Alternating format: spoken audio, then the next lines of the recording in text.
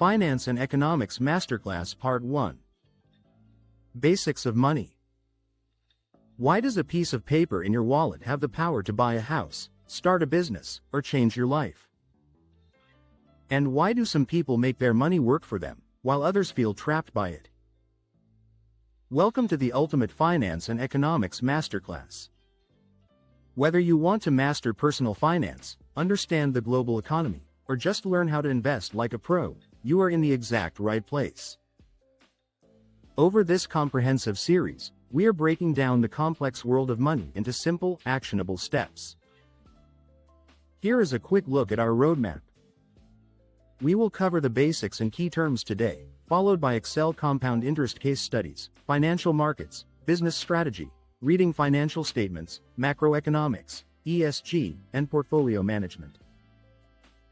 By the end of this course, you won't just understand the jargon, you will have the financial literacy to make smarter decisions with your own cash.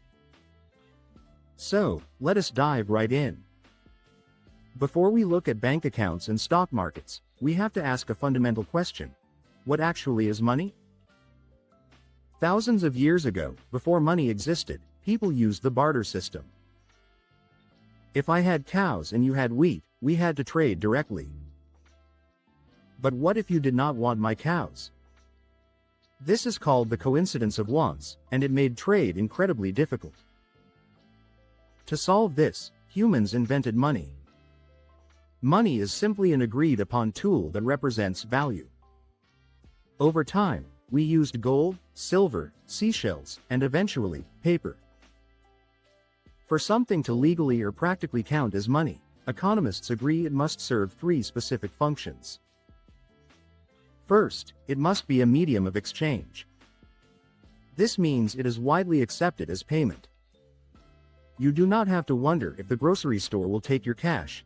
You hand it over, and you get your food. It eliminates the barter problem. Second, it must be a unit of account. Money acts as a yardstick. It provides a common measure to price goods and services. Because of this, you know exactly what a $5 coffee means compared to a $500 smartphone. Third, it must be a store of value. If you put a $20 bill in a drawer today, it will still be a $20 bill next year. It allows you to save purchasing power for the future. Note that inflation can erode this over time, which we will cover in the macroeconomics section, but money holds its form. Now, there are two main types of money you need to know for finance basics: commodity money and fiat money. Commodity money has intrinsic value.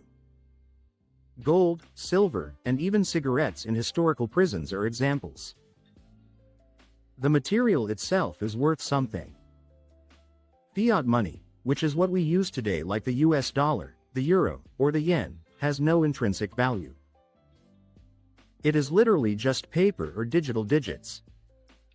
It has value simply because the government says it does, and because we all trust that the government backing it is stable. To set you up for success for the rest of this course, especially our next module on Excel and compound interest, here are 4 rapid-fire key terms you must memorize. First is capital. Money or assets used to invest, start a business, or generate wealth. It is not just spending cash, it is working money. Second is liquidity. How quickly an asset can be turned into cash without losing value.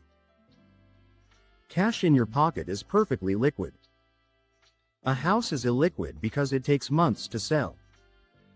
Third is interest rate. The cost of borrowing money, or the reward for saving it. Think of it as the rent paid on money. Fourth is inflation. The gradual increase in prices over time, which reduces the purchasing power of your money. Now you know what money is, how it functions, and the core vocabulary.